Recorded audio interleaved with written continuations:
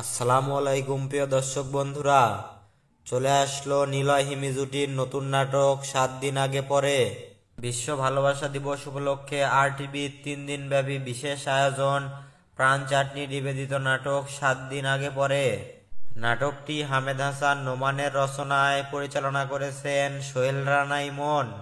এই নাটকটি দেখবেন আগামী 14 ফেব্রুয়ারি শুক্রবার রাত 8টায় টিভি চ্যানেল RTVতে এবং ইউটিউবে দেখতে চোখ রাখুন 20 ফেব্রুয়ারি বিকেল 3টায় RTV ডামা ইউটিউব চ্যানেলে।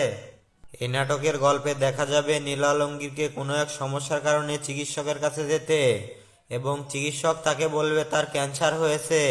এটা শুনে নীল আলমগীর তার গার্লফ্রেন্ডকে অন্যের হাতে তুলে দেবে এবং তার বাবা মায়ের সকল অর্থ সম্পদ টাকা পয়সা নিয়ে গরিব দুঃখীদের মাঝে বিলিয়ে দেবে। এগুলার মাঝে 7 দিন আগে পরে নাটকে ভরপুর বিনোদন থাকবে, আশা করি আপনাদের ভালো লাগবে।